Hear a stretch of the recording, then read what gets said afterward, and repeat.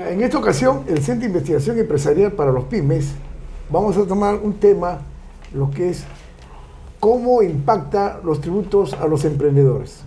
Para desarrollar este tema, tengo a mi lado al licenciado Walter Medina, especialista empresarial. Muy buenas tardes, mi estimado Walter Medina. ¿Cómo estás, Miguel? Hoy vamos a tratar un tema muy importante. ¿Cuál es el impacto? ¿Cuál es, digamos, el desarrollo de los tributos en el Perú? A raíz de que no está bien fortalecido, direccionado las políticas tributarias, existe en el Perú casi un 50% de informalidad. El empresario, al momento de crear una empresa, no está preparado o no tiene un asesor que le pueda direccionar a qué segmento de desarrollo tributario se tiene que dirigir. Como tú sabes, existen muchos sectores tributarios en cuanto al impuesto a la renta. ¿Qué opinión tienes, licenciado? Mira, Miguel, el empresario formal o informal sabe que detrás de todo esto existe pues contribuciones, ¿no?, de orden tributario, y para eso existe un ente fiscalizador que es la SUNAT. Entonces, quien entra a ser empresario tiene que empezar a contribuir, tiene que empezar a declarar. Esa es la formalidad, ¿no? Que lo haga o no lo haga, y es un tema más de la misma empresa de querer hacerlo, en el sentido de que ya está ahí una infracción, en el sentido de que va a tener una multa, en el sentido de que si tiene los asesores que corresponden o no, por ahí. Porque de repente no sabe. O le dijeron, ¿sabe qué? Tiene que hacer esto y nada más, ¿no? Dentro de la parte más en la cual está su segmento, ¿no?, de empresa para que pueda tributar. Yo creo de que ese tema de la tributación es algo que ya lo saben ellos. Quieras o no, no es que no lo quieran hacer, sino que de repente hacen justamente alguna informalidad de poder hacer o para no poder tributar. Mira, el empresario o emprendedor, llámese así, al que tiene una empresa, de repente no está bien enfocado a lo que es el concepto tributario. Vamos a analizar dos impuestos importantes. Uno que es el IGB y el otro que es el impuesto a la renta. El IGB no es un gasto para la empresa y tampoco no es un costo. Claro. ¿Por qué? Porque eso se deriva, el pago se tiene que balancear mensualmente entre las compras y las ventas. Lo que sí es el impuesto a la renta, sí es un impuesto que afecta a las utilidades, a las ganancias. Tengo más ganancias, pago un impuesto. Tengo menos ganancia, pago un impuesto menos. Pero también eso está direccionado al valor y al monto de mis ingresos. Si mis ingresos durante el año no llego, un ejemplo, a los 500.000, mi porcentaje de tasa es menor a lo que si yo llego a 5 o 6 millones, ¿no? Entonces, yo creo que ahí es cuestión simplemente de que el empresario tiene que asesorarse con una persona que sepa cómo se manejan los tributos, cómo se maneja el impuesto a la renta. No podemos tenerle miedo, porque al final, en todo el mundo, todo emprendedor paga los impuestos. Y eso es el fortalecimiento para que una nación pueda desarrollarse y pueda cumplir, digamos, su función como Estado. La SUNAT en estos últimos años, obviamente que ha crecido como empresa, como institución, mejor dicho, en el Estado, ¿no?, fiscalizadora. Ya no es la SUNAT de hace 25 años atrás, ¿no? Ahora la SUNAT tiene mecanismos, ¿no?, por los cuales cómo puede detectar la empresa si es formal o informal, o está declarando o no está declarando sus tributos. Para los emprendedores, Miguel, ¿qué tributos? Ya nos dijiste que es el impuesto a la renta y el IGB. ¿Cómo detecta la SUNAT qué empresa es formal o informal? Mira, actualmente la SUNAT tiene una política de fiscalización que está haciendo a través de la bancarización por medio del banco, de la ITF. ITF, ¿no? ¿Qué sucede? Todo contribuyente, tenga su RUP o no tenga su RUP, tiene que hacer operaciones bancarias para evitar un robo, para evitar etc. Al momento que es una operación en el banco, hay un impuesto que es el ITF, entonces ahí queda registrado esa operación. Y cada mes el banco hace el reporte a la SUNAT y le dice, ¿sabe qué? Estos contribuyentes han hecho operaciones durante el mes por tantas cantidades. Tenga SURUP o no tenga SURUP, la SUNAT ya lo tiene registrado y tiene que notificarle en un momento, ¿no?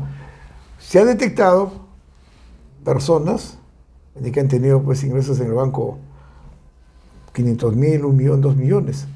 Pero también acá hay un problema, digamos, de identidad de la operación, porque hay mucha gente que tercializa operaciones bancarias.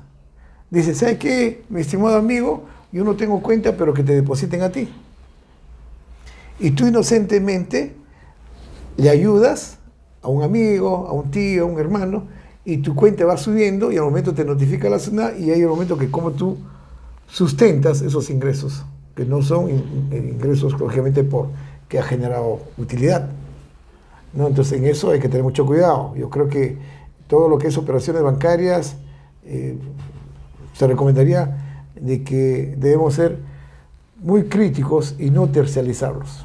Siempre se ha dicho que debemos bancarizar todo, ¿no? Siempre, incluso ya existe ya parámetros, hay una ley, ¿no? Claro, o sea, todos los ingresos deben ser a partir de los 2.000 soles y a partir de los $500. Sí, es bueno que nuestros amigos de las empresas conozcan esto, ¿no? Tal vez muchos, como comenzamos al inicio de la conversación, no se asesoran bien o no tienen de repente la posibilidad de hacerlo, ¿no? Y caen en esto, ¿no? Y estos detalles que más adelante van a ser motivo de observación por los entes fiscalizadores, en este caso la SUNAT. Y dentro de todo este mundo, de este bagaje de normativas tributarias, ¿cuáles crees o cuáles podrían ser las normativas en las cuales tendrían que tener mucho más cuidado? Yo sé que puede ser el IGB, como la renta, ¿no? Pero más allá, ¿existen otras? Claro, por ejemplo, el impuesto de renta tenemos 5 categorías. Donde se detecta, por ejemplo, evasión de impuestos es una persona tiene un bien y alquila y está obligado a pagar un impuesto. Ya. Y no lo paga. ¿Quién le fiscaliza? Claro. ¿Sí o no? Sí, sí. ¿Ya? Socios de una empresa, por las utilidades o los dividendos que tengan, tienen que pagar un impuesto. ¿Quién los fiscaliza? ¿Ya? Ahora, los trabajadores que dependen de una empresa pagan 5ª categoría. Sí. Y más, a veces las leyes no tienen el principio de equidad, porque un trabajador que gana 3.000 soles o 4.000 soles mensual está pagando un impuesto mensual de retención 5ª categoría alrededor de 400 soles, que es mucho. Si nosotros evaluamos el RUS, dice, tú ganas 5.000 en ventas y pagas 20 soles. Claro, ahí viene el trabajador trabaja en una empresa, gana 4.000 soles y paga 400 soles. Y viene el desequilibrio. Porque lo que gana el trabajador es bruto, porque él tiene que deducir gastos, claro, muchas cosas, pues, ¿no? O sea, obviamente, entonces, pensiones. Hay pues, los especialistas no están trabajando, aplicando el principio de equidad, ¿no? Entonces ahí viene, digamos, ciertos descontentos de muchas personas, muchos contribuyentes, dicen, oye, ¿pero por qué? ¿No? Entonces, hay un tema que se tiene que revisar. La SUNAT, lógicamente, no tiene la capacidad recaudadora que debería tener. Debe ser por el presupuesto o debe haber algunas opciones que no les permite. Pero la SUNAT definitivamente debería ampliar su red fiscalizadora, porque es importante. Es importante para poder evitar la evasión tributaria. Y en estadísticas, ¿cuántas empresas cumplen o no cumplen? La SUNAT tiene registrado aproximadamente en su base de datos algo de 2.800.000, con una fuerza de 9 millones. O sea, relativamente casi es un 20-30%. O sea, la capacidad recaudadora todavía tiene que ampliar y tiene que buscar ciertos mecanismos de control. Pero no solamente se refiere a mecanismos de control, sino lo que la SUNAT tendría que hacer, primero, es manejar la cultura tributaria. De que el trabajador o el empresario tiene la responsabilidad y la obligación de contribuir. Ya. Es necesario. Entonces eso tiene que la SUNAT, la SUNAT tiene una carpeta virtual, tiene una plataforma, etcétera, etcétera, tiene mucha información. Pero la parte informal, esa gran fuerza, ellos no entran a ese mundo virtual. Ellos son muy rápidos, muy prácticos. Entonces, ellos tienen que buscar mecanismos cómo llegar a esta gente para aplicar lo que es la política tributaria. ¿Qué hacer? Porque ese mecanismo que ellos aplican en la carpeta virtual de la SUNAT, que tienes toda la información al 100%, pero la gente en el Perú lee poco. Y al no leer, entonces existe la ignorancia. Entonces, lo que la SUNAT tiene que ver es eso. Bueno, ¿qué debo aplicar? Estar más cerca. Es decir, mira, ¿sabes qué? Hace esto. Y justo nosotros estábamos planteando, existen los conos, cono norte, cono sur, cono centro. En los conos debería haber centros de capacitaciones tributarias para que ellos estén más cerca al informal. Se les dice, ¿sabes qué? Tenemos capacitaciones tales días, y fomentar la cultura tributaria, igual la cultura laboral. Es la única forma, porque acá no se trata de que la SUNAT sea el ente policíaco, que si tú no pagas tu impuesto, la multa es tanto. Y si no pagas en 15, 20 días, te retengo tus cuentas en el banco. Entonces, así no podemos vivir. O sea, ahí te está quitando la libertad la SUNAT de poder, trabajar.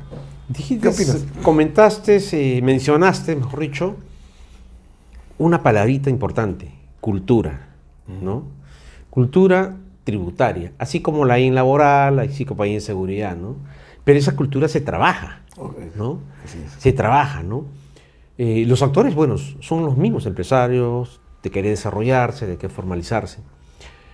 Pero, ¿crees tú, Miguel, que en esta cultura tributaria, mejor dicho, para que exista esta cultura tributaria, debe haber una ley específica para hacer esta cultura tributaria? O sea, porque yo creo que la SUNAT, si bien es cierto, es un ente recaudador y todo lo demás, el Estado de qué forma participa, apoya para que exista esta cultura. Así como en lo que era seguridad y salud en el trabajo, hay una cultura de prevención. El Estado participa ahí. ¿De qué forma, cómo apoya el Estado para crear esta cultura, para que los empresarios vayan y digan, bueno, sí, yo quiero crecer? Claro, mira, esa es educación, como te decía. Mira, recuerdo hace 10 años, o no sé, en las escuelas, colegios, se dictaba el curso de la parte tributaria. O sea, lo básico, que era el IGB, que era el impuesto a la renta, las categorías, los pagos, etcétera, etcétera. ¿Para qué? Para que ese joven pueda capacitar a su papá, que tiene su pequeño negocio. ¿Ya? Entonces, este joven, cuando salía de colegio, ya sabía lo que tenía, cuáles eran sus responsabilidades y obligaciones. Y sabía lo que era el impuesto a la renta, lo que era el impuesto al IGB, y cuáles eran sus obligaciones, sus derechos, y cómo se manejaba todo este mundo político. En cuanto al entorno, al segmento tributario. Pero se ha quitado, pues. Entonces, ahí había un error. Claro, de hecho. Hay un error. Entonces, ¿tú cómo puedes ser un ente recaudador si no hay difusión de que cuáles son tus obligaciones y responsabilidades? Frente a un segmento de informalidad, frente a un segmento que es crítico, más del 50%. Entonces, claro, acá sí. Lo que basta es estos entes fiscalizadores, ya es cuestión también de compromiso, de que sus ejecutivos, sus directores tienen que tener un compromiso con el Estado para poder desarrollar esta temática de educación en la cultura tributaria y en la cultura laboral, para poder mejorar la recaudación y mejorar el estatus político social que el Perú necesita. ¿Qué factores crees tú? Y porque siempre se ha analizado bastante este tema de la cultura tributaria, de por qué no contribuyen o no cumplen, ¿no? con ciertas normativas que están establecidas. ¿De qué forma tanto los empresarios, ¿no? Pero en esta parte yo voy al tema del Estado, ¿no? ¿De qué forma o qué factores han contribuido a que no exista estos factores o esta cultura tributaria? Aparte de lo que son el tema de los colegios, ¿no? Sino como Estado. Tomemos una palabra, nada más, ¿no? existen empresas que no quieren que existan estas normativas. Existen empresas o personas o no sé, que de alguna forma quieran evadir, buscan las salidas para evitar justamente cumplir con lo ya establecido. Mira, tú sabes que quienes manejan las leyes es el Congreso, poder legislativo. ¿Ya? Pero también tenemos, digamos, mucha gente que es empresaria. Aparte que es empresaria, también tienen segmentos que ellos se van vinculando en los negocios. Cuando la gente es más ignorante, en este caso en la parte, digamos, tributaria, laboral, es muy fácil hacer, digamos, las trampas de evasión. Ajá, a eso iba. ¿No? Entonces, en la claridad y la transparencia existe la libertad y la formalidad y el compromiso. Pero en las informalidades, en toda esta rueda, entonces ahí viene el problema, como dices, de la corrupción, lamentablemente. Porque nosotros lo que queremos, que el empresario tenga, ahí vienen los valores empresariales, la ética empresarial, ¿no? ¿Y qué dice la ética empresarial? Es la transparencia de los negocios. ¿Dónde quedaría eso entonces? Por eso digo, pues, la ética, los valores empresariales. O sea, ¿yo cómo puedo dejar de pagar a un trabajador de que la ley, no es porque la ley me exige que yo le tengo que dar CTS, vacaciones, horas extras? No, eso es por principio y por valores empresariales. Yo tengo que fortalecer a los trabajadores, porque gracias a los trabajadores la empresa está creciendo y se está desarrollando. Yo no puedo engañar a un trabajador. Yo no puedo, digamos, si yo tengo la obligación de pagar mi impuesto porque estoy ganando, yo no puedo evadir y esconder mis impuestos. Entonces, eso va contra las normas de ética empresarial. Entonces, ¿cómo yo puedo calificar a un empresario cuando está vinculado en este sistema de informalidad? ¿Cómo yo puedo decir que es empresario? Dime. Claro. Un empresario tiene que tener éticas empresariales, valores empresariales, y eso está bien, digamos, está bien estipulado. Y eso también se refleja, ya mira, bajando, se refleja en la empresa misma. Vemos baja producción, ¿no? Afecta a la productividad porque un trabajador que no tiene beneficio social o seguridad social, no tiene, ve mermada de repente la parte de lo que vendría a ser sus pensiones más adelante, no tiene acceso al seguro social y así sucesivamente, ¿no? Vamos viendo solamente por ese lado. Entonces, un trabajador desganado obviamente no va a producir bien, ¿no? Así es. Y lo mío puede ser de repente en el tema justamente tributario, ¿no? De la misma empresa, o sea, me iba bajando nuevamente. ¿Por qué? Porque la empresa, obviamente, tiene un área contable, ¿no? De facturación o no, y que desde su momento, pues, va a ver reflejado, pues, sus ventas. Y sus ventas tienen que ser formales, porque tiene que... El cliente le va a pedir, dame factura o dame boleta, porque es un cliente de repente formal. Entonces, si tú no tienes las facturas, las boletas que te exigen, entonces yo voy a buscar a alguien que sí me dé, porque yo genero en mi GB y tengo que bajar la empresa formal. En este caso, pierde la empresa informal por no ser justamente formal, por no tener una cultura tributaria. Definitivamente. El informal es el empresario que está fuera de las oportunidades y tiene un alto riesgo. Ajá. Un alto riesgo. ¿Y cuál es el alto riesgo? Ahí está. El alto riesgo, si le pasa a su empresa un caso fortuito, si tiene una demanda de un trabajador, si viene una fiscalización que por ahí, que ahora se está haciéndose con el cruce de información, tanto proveedores como clientes, entonces esa empresa va a perder todo. ¿Por qué? Fuera de responsabilidades civiles y penales que puedan haber, ¿no? Claro, por decir, un trabajador que tenga informal y le sucede un accidente y muere, se va a la cárcel el empresario, automáticamente. No quiere bancarizar su plata, como se ve en muchos casos, tiene 50.000, 100.000 abajo del colchón, lleva para le robaron, perdió Perdió todo. ¿O no? Sí. Si la SUNAT le detecta evasión de impuestos que no está cumpliendo, la SUNAT le hace una liquidación total y se lo lleva a su terreno y su departamento y su casa y todo. Pues es un alto riesgo y uno sabe, y sucede.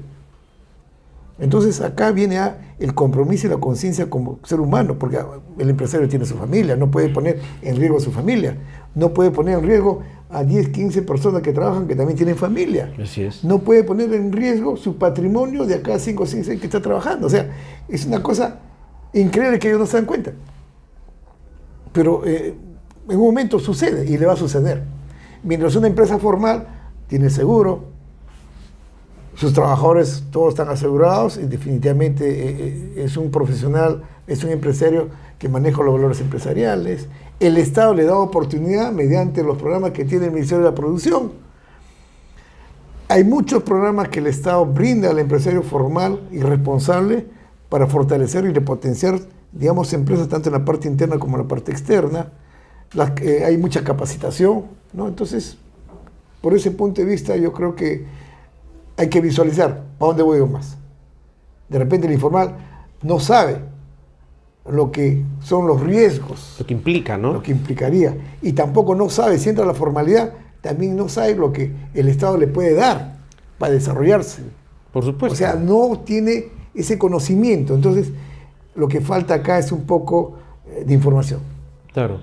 El empresario, obviamente, como comenté al inicio, también sabe en algunas oportunidades como empresario, a qué se está metiendo. Obviamente viene el tema más de lo que vendría a ser conocimiento, asesorarse bien, porque las complicaciones las puede tener más adelante, como las está comentando. Y arrastra una serie de actores, ¿no? La familia, los trabajadores, ¿no? Toda una serie, su mismo capital, su empresa, su sueño de repente, ¿no? Por ser este empresario, ¿no? Sin embargo, y eso yo siempre lo voy a decir, el Estado como Estado, ¿qué podría hacer aparte de lo que está haciendo? O sea, ¿qué alternativas adicionales podría de repente crear, diseñar, ofrecer para aquellos que están todavía un poco turbios, puedan de repente animarse a formalizarse y crecer realmente? No, pues mira, las municipalidades y las regiones tienen ese rol. ¿Ya? De repotenciar digamos, a todo este grupo que tienen sus empresas de negocios, sí, repotenciarlos, capacitarlos. Ajá, o sea, hay responsabilidad rol, claro, en esos sí, niveles. existe, en el nivel Estado. Existe. Otra cosa es que no lo estén haciendo. Ya. Claro, porque ese es el rol del Estado, mediante la municipalidad. La municipalidad, mediante la gerencia de comercialización y desarrollo, Ya. ellos tienen las facultades y tienen, digamos, los programas para repotenciar a toda esta gente que son informales, para pasar a la parte formal, mediante capacitaciones, charlas, mesas de negocios, etc. Pero no se está cumpliendo este rol. Entonces, al no cumplirse, la informalidad, en vez de, digamos, la brecha de achicarse, va creciendo. Tienen su rol, claro, ¿no? Y aparte que la municipalidad, en vez de aplicar ese rol, lo que aplica es, digamos, fiscalización. Más fiscalización, las multas son demasiado altas. Entonces, ¿qué es lo que está creando? Es un conflicto entre el negociante, el emprendedor, un conflicto que de una u otra manera hay roces. En vez de acercarse, porque la municipalidad debe acercarse y debe decirle, mira, ¿sabe qué? Este segmento empresarial, este segmento de emprendedores, mira, estas son las debilidades, vamos a fortalecerlos, les vamos a dar oportunidad de negocios. Por ejemplo, una oportunidad de negocios a todos los emprendedores del distrito de San Juan de Lurigancho, compras solo para San Juan de Lurigancho y direccionar para repotenciar. Tú tienes tu fábrica de pintura, debes vender a San Juan de Lurigancho, todos están obligados a comprar, por decir, ¿no? Entonces repotencias la parte logística y la parte de venta tanto para el cliente como para el proveedor. O sea, hacer estrategias de negocios. Ya. Pero si no hay eso, simplemente lo que haces tú es estar ahí atrás. La expectativa. Que la licencia, que la multa, que la cobranza, que el otro. Entonces, estamos mal. Y eso es lo que sucede. Entonces tenemos un conflicto. En los niveles de gobierno existen justamente la participación de la región, ¿no? Las regiones y las municipalidades de gobierno local. Y ellos tienen sus áreas específicamente para poder desarrollar esto. Hacen campaña, desarrollan ahí, de repente capacitan a ciertos sectores, capacitan a mercados, capacitan de repente a industrias específicas, ¿no? Y eso yo pienso que debería de desarrollarse con mucha más frecuencia, con mucho más ímpetu, y yo creo que falta.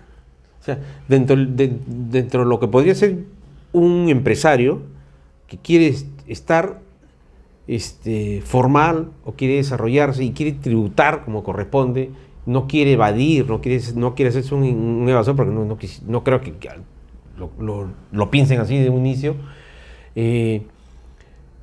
Están a la expectativa de quién me puede apoyar, quién me sigue todavía dentro de la cadena.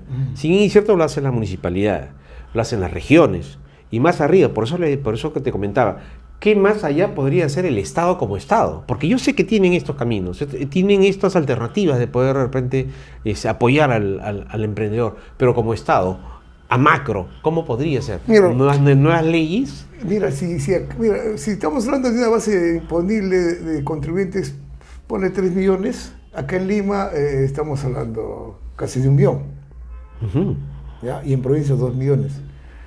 Si acá en Lima no tenemos una adecuada política, digamos, de prevención, de cultura tributaria, imagínate en provincias. Claro. ¿Qué tanto en provincias se maneja eso? No tenemos datos específicos, ni sabemos cómo se está manejando esa recaudación en provincias. Porque acuérdate que la recaudación, la que maneja, digamos, es gracias a la minería, porque somos un país que de otra manera, pues, estamos exportando muchos minerales, pero necesitamos ejecutivos que realmente conozcan estos temas. Es importante. Claro, o sea, este tema no se puede ver de una manera política, se tiene que valer de una manera técnica, profesionales de alto nivel, que sepan cómo se maneja una política tributaria, profesionales de alto nivel para ver cómo se maneja la parte laboral, cómo se maneja la política financiera, y en otro momento hablaremos de la parte financiera, que es complicadísimo. Entonces, hay profesionales en el Perú, hay muy buenos profesionales, pero ¿por qué no se invitan a esos profesionales? Claro, no se le dan ¿Por qué se trata de una manera política? O sea, el puesto, por ejemplo, por decir un puesto que es importantísimo, que toma decisiones, es un abogado. Cuando debería ser... Claro, pero tiene que ser un abogado, pero no de escritorio, pues un abogado que tenga pues una historial vasta, que haya trabajado en 4 o 5 empresas, que sea empresario, que conozca la problemática en sí. Una cosa es ser académico y otra cosa es ser una persona que tú hayas vivido, que hayas tenido tu empresa, que sabes cómo funciona todo esto. Hay una diferencia. Claro, y otra cosa es que tú seas político, que toda la vida has estado de una manera discutiendo hechos pragmáticos, pero jamás tú lo viste. Claro. Esa es la diferencia. No sé, para terminar, ¿algún comentario final? Sí, yo creo de que el Estado debería tener mayor participación. Si bien es cierto, acá en Lima hay 1 millón de contribuyentes, ¿no? De contribuyentes y en provincia 2 millones.